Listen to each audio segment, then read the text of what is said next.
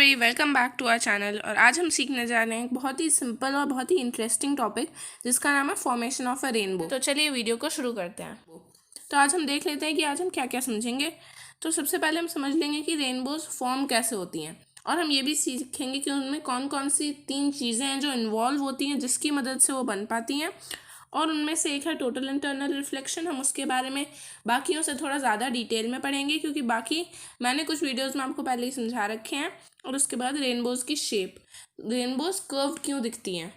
तो अब हम शुरू करते हैं सबसे पहले टॉपिक से, जो है कि वो जो 3 चीज़ें, 3 फिनोमिनन जो इन्वॉल्व होते हैं रेनबो को बनाने में। तो वो 3 होते हैं refraction, dispersion and internal reflection. तो जैसे कि मैंने आपको बताया था कुछ पहली वीडियोस में कि जो सनलाइट होती है वो वाइट होती है, मतलब सन जो होता है वो वाइट लाइट एमिट करता है। तो जब वाइट लाइट किसी प्रिज्म या किसी ऐसी चीज़ को हिट करती है तो वो अपने 7 कॉन्स्टिट्यूएंट कलर्स में स्प्लिट हो जाती है, जो होते हैं violet, indigo, blue, green, yellow, orange और रेड। ये हमने रेनबोज के कलर्स क्या होते हैं उससे हम सबको पहले ही पता होगा। तो जो डिस्पर्जन होता है, इसका मतलब कि जो लाइट होती है वो अपने 7 कॉन्स्टिट्यूएंट कलर्स में स्प्लिट हो जाती है। और रिफ्रैक्शन सिंपली, अगर सिंपल टर्म्स में समझें तो सिंपली बेंडिंग ऑफ लाइट, मतलब जब वो कोई अपना मीडियम चेंज करती है, जैसे डेंसर मीडियम से किसी कम डेंस मीडियम में जाए या ऐसा कुछ, तो वो अपनी जो स्पीड होती है उसकी बदलती है, इसलिए जो लाइट होती है वो बेंड हो जाती है। उसे हम सिंपली रिफ्रैक्शन कहते हैं। और टोटल इंटरनल रिफ्लेक्शन के बारे में हम आगे अभी समझेंगे। तो ये 3 फिनोमिनन होते हैं जो रेनबोज को फॉर्म करने में इन्वॉल्व होते हैं। तो अब हम देख लेते हैं कि वो फॉर्म कैसे होती है। तो जब बारिश हो रही होती है तो वहाँ पे रेन ड्रॉप्स होती हैं, तो वो प्रिज्म्स की तरह एक्ट करती हैं, और जब सनलाइट उनको हिट करती है तो वो स्प्लिट हो जाती है, क्योंकि वो वाइट लाइट होती है तो वो 7 अपने कलर्स में स्प्लिट हो जाती है। और ये टॉप टू बॉटम रेड से शुरू होती है, मतलब violet, indigo, blue, green, yellow, orange, red के बजाय red, orange, yellow, green, blue, indigo और वॉयलेट। तो उल्टे ऑर्डर में है, वो तो आपको दिख रहा है। उसके बाद यहाँ पे हम देख सकते हैं कि जब ये स्प्लिट हो रही है तो ये यहाँ पे अपने कलर्स में स्प्लिट हो जा रही है। ऊपर रेड है, आप देख सकते हैं, और सबसे नीचे वॉयलेट है। उसके बाद क्या होता है कि यहाँ से टोटल इंटरनल रिफ्लेक्शन होता है, और वो वापस यहाँ पे आके यहाँ से रिफ्रैक्ट होके इस ड्रॉप से निकल जाती है।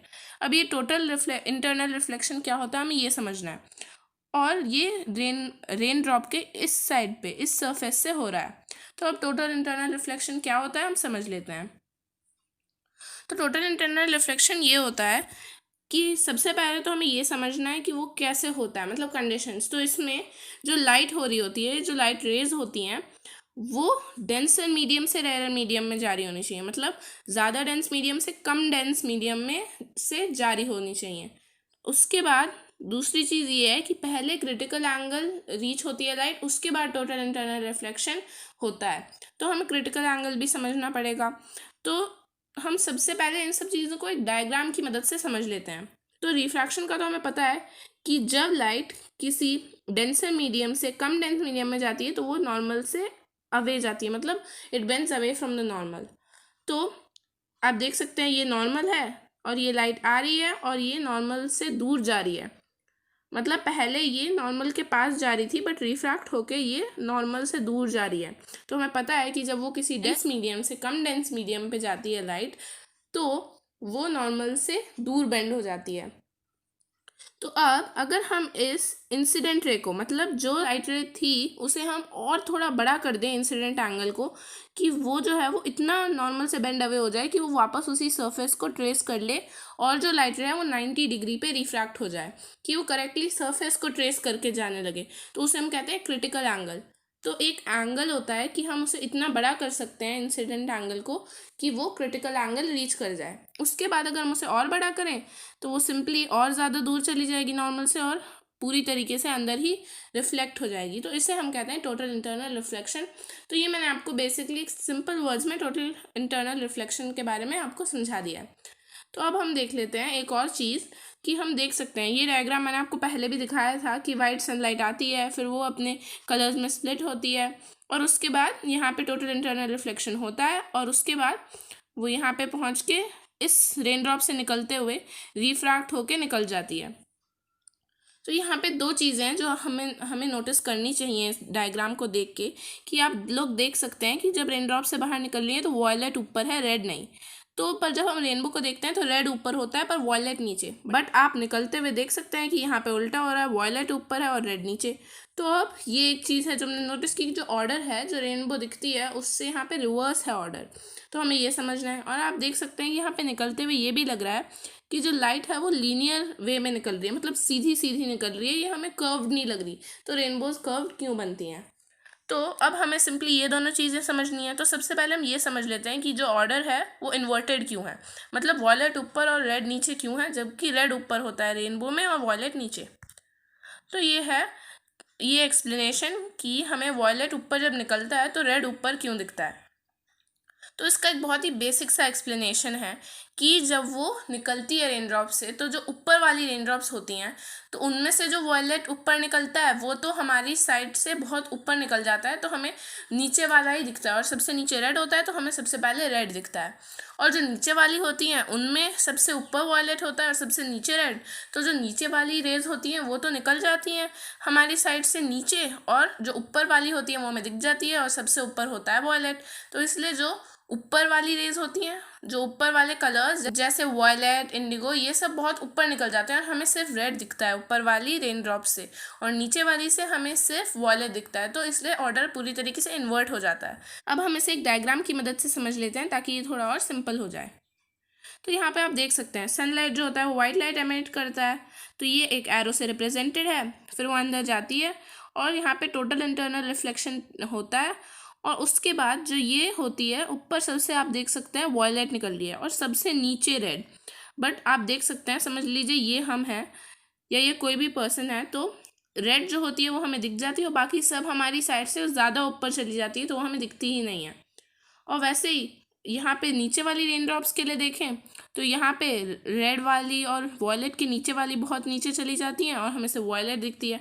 तो आप देख सकते हैं जो सबसे नीचे आ रही है वो हमें सबसे ऊपर दिख रही है, और नीचे वाले सबसे जो ऊपर आ रही है वो हमें रेनबो के सबसे नीचे दिख रही है। तो ये सिंपली एक चीज़ होती है जिसकी वजह से हमें ऑर्डर जिसमें वो रेन ड्रॉप से निकलती है उसके ऑपोजिट ऑर्डर में हमें दिखती है रेनबो। अब नेक्स्ट टॉपिक जो मैंने बताया था कि हम समझेंगे कि रेनबोज कर्व्ड क्यों होती हैं। हमें दिख रहा था कि वो थोड़ी स्ट्रेट निकलती हैं उस रेन ड्रॉप से, तो हमें रेनबोज कर्व्ड क्यों दिखती हैं। तो जो लाइट रे होती है वो पहले वाटर ड्रॉप को एंटर करती है, उसकी वजह से वो रिफ्रैक्ट हो जाती है, क्योंकि वो कम डेंस मीडियम से ज़्यादा डेंस मीडियम में जा रही है तो वो रिफ्रैक्ट हो जाती है। उसके बाद जब वो दूसरे रेन ड्रॉप के साइड वाले सरफेस को हिट करती है तो वहाँ पे टोटल इंटरनल रिफ्लेक्शन होता है, और उसके बाद वो बाहर निकलते हुए वापस से एक बार रिफ्रैक्ट हो जाती है। तो अब हम इन रेज ऑफ लाइट को पैरेलल मान सकते हैं, क्योंकि वो सन बहुत दूर है तो वो जो आ रही हैं हम उन्हें पैरेलल मान सकते हैं। तो उसके बाद अगर हम कई सारी पैरेलल रेज को एक ड्रॉप ऑफ वाटर पे हिट करें तो हम डिस्कवर करते हैं या हमें पता चलता है कि जो एक्चुअली होती हैं वो 40 to 42 डिग्री के एंगल से निकलती हैं, ना कि स्ट्रेट। तो इसकी वजह से जो 40 to 42 डिग्री एंगल होता है तो मतलब वो स्ट्रेट नहीं निकलती हैं। अब हम देख लेते हैं इसकी वजह से हमें रेनबो कर्व क्यों दिखती है, इससे रेनबो के कर्व होने का क्या रिलेशन है। तो इसके लिए हम एक चीज़ इमेजिन कर लेते हैं कि इमेजिन करते हैं कि हमारे सामने जो बारिश हो रही है तो हमारे सामने वाटर ड्रॉपलेट्स हैं। तो उसके बाद जब सनलाइट वाटर ड्रॉपलेट्स को स्ट्राइक करती है तो जो कलर लाइट होती है वो एक एंगल या 40 से 42 डिग्री के बीच में एक एंगल पे वो निकल जाती है, सब पॉसिबल डायरेक्शंस में, मतलब हर डायरेक्शंस में, सिर्फ एक डायरेक्शन में नहीं। तो हम कलर्स को देख पाते हैं, बट जो लाइट बीम्स या जो लाइट रेज हमारे ऊपर सीधे शाइन होती हैं हम उन्हीं को देख सकते हैं, उन्हीं कलर्स को देख सकते हैं, और जो बाकी अदर डायरेक्शंस में जाती हैं हम उन्हें नहीं देख सकते। और इसीलिए एक ही शेप है जिसमें हम पूरी रेनबो को देख सकते हैं, और वो है एक आर्क या एक सर्कल। बट अब आप सोच रहे होंगे कि फिर हमें सर्कल क्यों नहीं दिखता, अगर हम सर्कल में भी रेनबो को पूरा देख सकते हैं और हमें सारे कलर्स दिखेंगे। तो उसका रीज़न ये होता है कि हॉराइजन की वजह से रेनबो का व्यू हमारे से ब्लॉक हो जाता है और हमें सिर्फ आधी या सिर्फ एक आर्क दिखता है रेनबो का। तो सिर्फ हमें एक कर्व्ड रेनबो दिखती है, हमें पूरी रेनबो मतलब पूरा एक सर्कल नहीं दिखता। तो ये सिंपली एक रीज़न है कि हमें रेनबोज कर्व्ड क्यों दिखती हैं।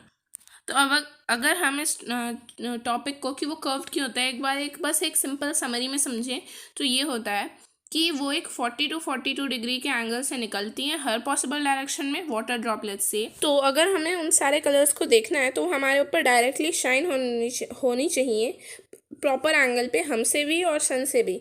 तो सिर्फ यही शेप होती है जो हमें उस पूरी चीज़ को देखने दे, लाइट बीम्स को हमारे ऊपर डायरेक्टली शाइन करने के लिए अलाउ करती हैं उस प्रिसाइज एंगल पे। वो होती है आर्क या एक सर्कल जिसमें हम बीच में हों। तो इसीलिए हम उस रेनबो को कर्व्ड ही देख सकते हैं। और ऑब्वियसली हमें पूरा सर्कल इसलिए नहीं दिखता क्योंकि जो हमारा बाकी का रेनबो का व्यू होता है वो हॉराइजन की वजह से ब्लॉक हो जाता है। तो ये सिंपली टॉपिक्स थे जो हम आज समझने जा रहे थे। तो आज की वीडियो के लिए तो इतना ही। अगर आपको ये वीडियो पसंद आई हो तो इस वीडियो को लाइक करिएगा, हमारे चैनल को सब्सक्राइब करिएगा और आपको जो भी डाउट्स हो हमसे कॉमेंट सेक्शन में ज़रूर पूछिएगा। हम अपना जीमेल एड्रेस भी डिस्क्रिप्शन बॉक्स में प्लेस कर देंगे, आप हमसे उसमें भी पूछ सकते हैं। Thanks for watching.